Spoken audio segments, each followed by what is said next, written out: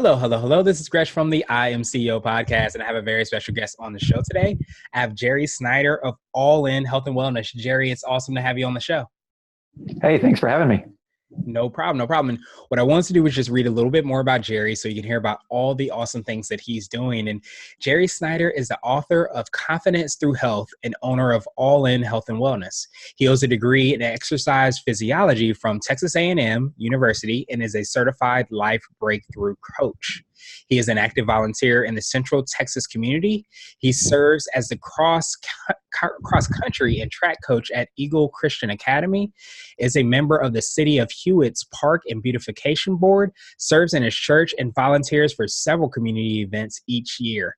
In 2017, Jerry created the now annual event, Running for Readers, All with Jerry, to raise money for the Hewitt Public Library by running all 250 plus streets in Hewitt, Texas. Jerry, are you ready to speak to the I Am CEO community? Sure am. Let's go. Awesome. Let's do it. So I half expected to do this interview while you were running or something, but I'm glad you took a break and decided to talk with us. So I wanted to hear a little bit more about your CEO story and what led you to start your business. Well, my CEO story goes way back, actually. About 20 years ago when I was just graduated from college, and I was sitting in the back of a car with a good friend and his dad, and I had this idea for business and presented it to them, and both of them went, "That'll never work."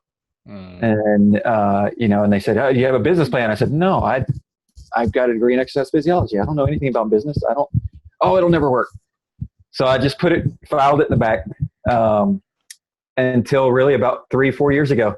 And after job hopping management positions every 3 or 4 years and getting burned out and moving on to something else, I finally said, you know what?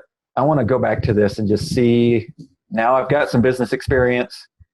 I know what the P&L is now. I know how to do a budget. Let me just go and see if this will work.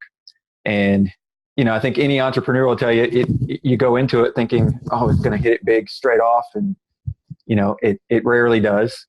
So it's been a journey, but I wouldn't change anything now for anything. There's no way I could go back to working for somebody else. It's all about, doing it the way that I want to do it. And so been going at it for over 2 years now, and it's not where I want it to be by any means, but it sure is getting there.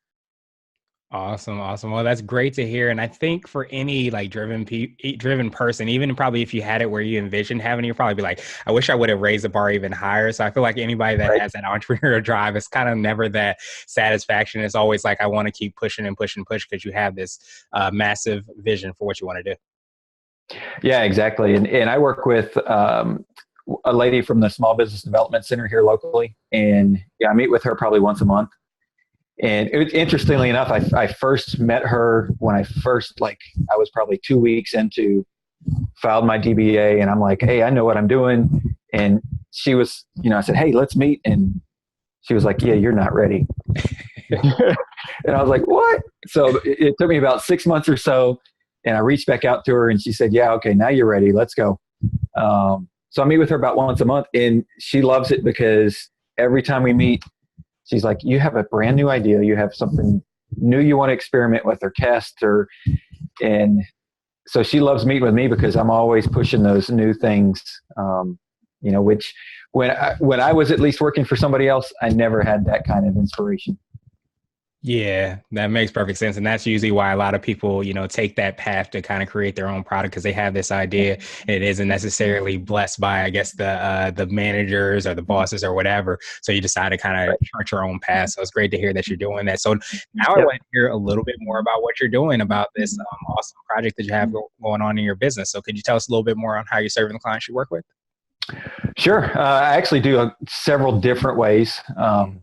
One way is strictly online. And so and this was the idea I had 20 years ago when the internet was, in its infancy, was to provide training programs and nutrition programs. So meal plans, things like that for people strictly online. I rarely physically talk to them. Some of them I've never met, so it's strictly people find me online and say, hey, I want to try your product. I want to try you out. And so I send them stuff based on the program that they sign up for, whether it's daily, weekly, monthly. or even a one-time deal. I've got a product that I'm rolling out that I've sold a couple times to test it out, and it's basically just you buy a 90-day program and you're on your own and you go for it. So that's one way. Another way is, which I think most health and wellness people, fitness people start out with, is your in-person, training packages, your in-person clients. What I do is a little differently, though, is that I focus, because I was an athlete in college, I focus on those high school athletes that really, like, they either are, hey, I don't want to be the bench player, I want to be the starter, or those starters that are like, I need that extra coaching to be able to get me, that college scholarship, or get me seen by the recruiters. And I do things a little differently, because most coaches in high school they're already in the weight room. They're learning their fundamentals, but you'd be surprised how many kids come out of high school and don't have just basic physical strength and agility. And so that's what I coach on is, I don't need a weight room. Just give me a park and you and a pair of tennis shoes, and you're going to get a workout you've never heard of before. So, and then surprisingly enough, I wrote a book, which I'd never thought would ever happen, because in the past, before I started my business, in the 18 years or so from college, before I started my business, I read, I think, 4 books. Mm-hmm. So books were not my thing.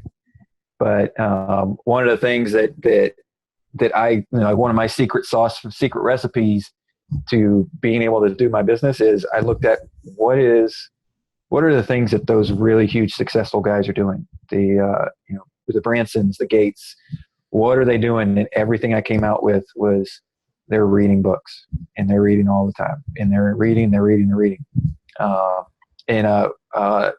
One guy, Garcia, I can't think of his first name, but I saw Charlie Garcia. I saw an interview with him. Mm-hmm. He used to be the head of the Air Force Academy. He's been in Congress. He reads like 3 newspapers a day, 2 books a week.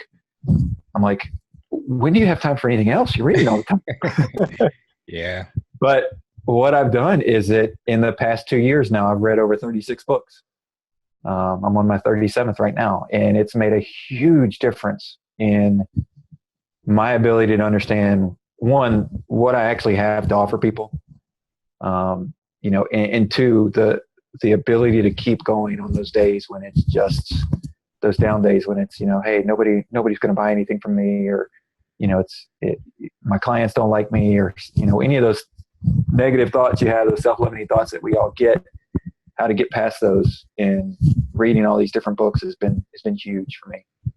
Yeah, I can imagine. And I think too that a lot of times when you are, trying to reach a certain level or trying to be successful, like you mentioned, the Gates and people like that, I love the fact that you kind of reverse engineered, which is always a popular term, where you say, okay, this is what these successful people are doing, so I'm going to figure out what formula they're doing, and I'm going to implement that into my daily activities so that I can reach that level. So I think that's exactly probably how they did it. And it's great to hear that you're doing that as well.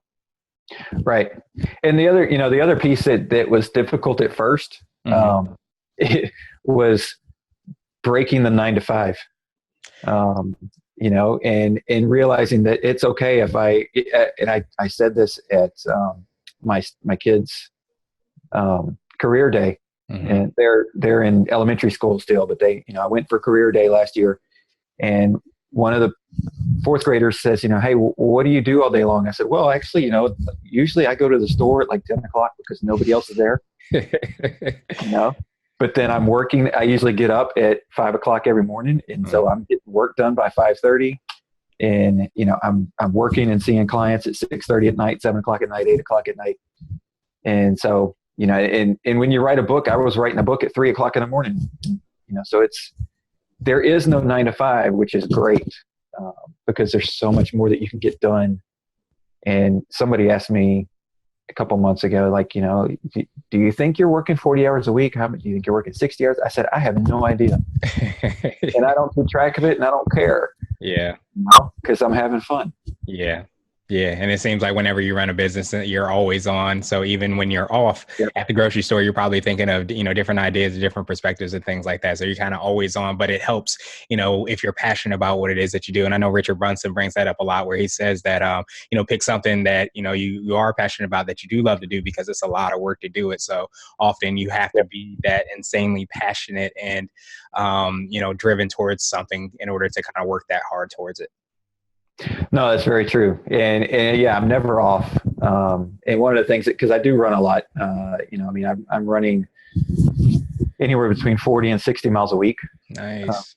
And so I'm running a lot, and there's a lot of different little clips on my phone where I'll have a thought, pull my phone out, do a little text, talk to text and jot down like, hey, here's a new product idea, or here's a new thought idea, or here's something to put in a video online. Here's how to handle a client situation. I probably daily, when I'm running, come up with those things while I'm running. So yeah, you're never off. You're never stopping. But that's the passion side of it. Is I don't want to be, because it's just too much fun. Exactly. Well, awesome. So I wanted to switch gears a little bit and ask you for what I call a CEO hack. And this might be an app, a book, or a habit that you have, but it's something that you feel like makes you more effective and efficient as a business owner. Well, I think one of the big things that I do is stopping every day and spending a few minutes in meditation. So, and sometimes I start off my day if I wake up and I'm not feeling it. And then I'm like, okay, well, I got to meditate for a few minutes. Sometimes I wake up and it's just like, let's hammer it out. Let's go. I've got ideas already. But at some point in the day, it's okay. The stress is getting there. Let's stop. Let's meditate for a few minutes. And I think what's great about that is it's not necessarily, it is the emotional response that you get from stopping everything and just breathing slowly. But it's being able to clear my head and go back to, all right, I started the day with 3 goals. Where am I at on them? And are those still the 3 top goals I should have for today? Has something changed in the first couple hours of the day where, that's not as important anymore is this issue over here. So, I think, and it's funny because I had the last job that I had, I tried to do that once a week. I would stop and just have a clear schedule and just say, you know what, I'm in a management position. I just need to stop and think about the next week and think about the next month and think about the future and just spend 30 minutes thinking about that. And my boss came to me one day, and I'll never forget, because she said, I heard that we should be stopping and thinking about the future, but I don't have time to do that. And I said, that's the problem with why you're so stressed.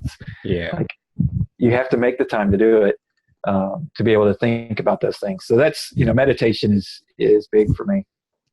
Yeah, that makes sense. And being able to check in and make sure, like you said, like kind of like a temperature check to see if you're too hot or too cold, whatever it is, so that you can make sure that you can configure whatever you need to do so that you can get to where you're wanting to be for a day, which ends up being a week, which ends up being a month, which ends up being, years. So definitely awesome that you do that. And now I wanted to ask you for what I call a CEO nugget. And this is a word of wisdom or piece of advice, or if you can hop into a time machine, what would you tell your younger business self? Well, and it's something that I know it's actually a quote that I used to attribute to Abraham Lincoln. And then when I put it in my book, my editor was like, oh no, somebody else said that. I can't remember who it was, but Abraham Lincoln apparently stole it from somebody. But that, you can please some of the people all the time and all the people some of the time, but you can't please everybody all the time. And so, not everybody's going to get me. Not all my clients are going to get me. Not everybody that calls and asks for help is going to get me. And so, at first, when I started out, it was just simply sign the client up and let's go. I gotta get money coming in. And now, I have a different approach in that. Let's talk about this. Let me tell you exactly what's going to happen. And you know what? You're not going to get this, this, and this, but you will get this, this, and this, and make sure that that's what they want and that's what they're looking for. Because if not, I know plenty of people that, the health world is buzzing with coaches and buzzing with trainers. And so I know plenty of people, both in the area and throughout the U.S., where I could send somebody else if it's not a fit for me. And I think that's the biggest thing that I would go back to and say, hey, stop trying to just please everybody and stop trying to take everybody on as a client, because not everybody's a fit. Yeah, that makes perfect sense. And it's kind of like this. I know I started to look at things in more of an abundant mindset where sometimes, especially early on, you're like, okay, if I don't get this client, then, how am I going to pay my bills? How am I going to do X, Y, and Z? But you Right. start to realize that, like your tribe, your clients, whoever is going to be attracted to you is going to be for you. They're not going to be for anybody else. And like you said, there's no reason why that person that necessarily wasn't a good fit for no particular reason might be a fit or the perfect client for somebody else. Right. Exactly. Awesome. And now I wanted to ask you my absolute favorite question, which is the definition for what it means to be a CEO. And we're hoping to have different quote unquote CEOs on the show. So what does being a CEO mean to you? Well, and it's interesting because when I first started out, and it took me a while to get my wife convinced of this, but at first, it was like, okay, well, this is my job. And then I went from that to being, like, oh, I'm self-employed. And then to going, no, I'm a business owner. I am a CEO. I'm a business owner. I'm a high level, executive. Yeah, it's a small organization, a small company, but still that doesn't mean any different. And so, but what it means to me is the freedom to do what I want to do and build this the way that I want to build it. And not being stuck behind, and I'm definitely a person that says, hey, it's just sort of like I said to the last question. If you don't like my services, then you don't have to pay for them. You can go somewhere else. Mm-hmm. I'm not trying to fit everybody into my little box. And so, it to me, it means the freedom to be able to do things and build things the way that I want to do them. That makes perfect sense. And I think that's a great definition. And often, sometimes, especially with entrepreneurial type, CEO type business owner people, usually we're cut from a different cloth and have a different grain that we're kind of working on. So it makes perfect sense and that resonates well. So I appreciate you for sharing that with us. And Sure. Jerry, I truly appreciate you for taking some time out. What I want to do is pass you the mic, so to speak, just to see if there's anything additional you want to let our readers and our listeners know, and then also how they can get a hold of you and, of course, get a copy of your book. Well, I mean, I think the only thing I would say is that, what's important in what a lot of the books that I've read about being a CEO or being, the self-development things and going on your own is find that thing that you're passionate about, because there are going to be those down days and it's going to be tough. And, it's hard to look at the bills coming in and go, well, where are my clients going to come from to be able to pay for this, to be able to have that passion to go, no, but you know what, I'm helping these clients here that I'm already working with. And so that's why it's what I'm doing. And to know that as long as it's your passion, you're going to build, it's going to build and it's going to happen. So just keep at it. But no, as far as getting in touch with me, you can reach me at my email address is jerry@allinhealthandwellness.com. And yes, after I created that, I went, I should have made something shorter, but it's just, it's what it is. Or my website's allinhealthandwellness.com. And the book is Confidence Through Health. And you can get that, you can find a link through my website, but you can also look it up on Amazon. It's available on Amazon and on Kindle. So. Awesome. And we'll make sure to have those links and information in the show notes. But Jerry, truly appreciate you for taking some time out, and I hope you have a phenomenal rest of the day. Hey, thanks, Chris.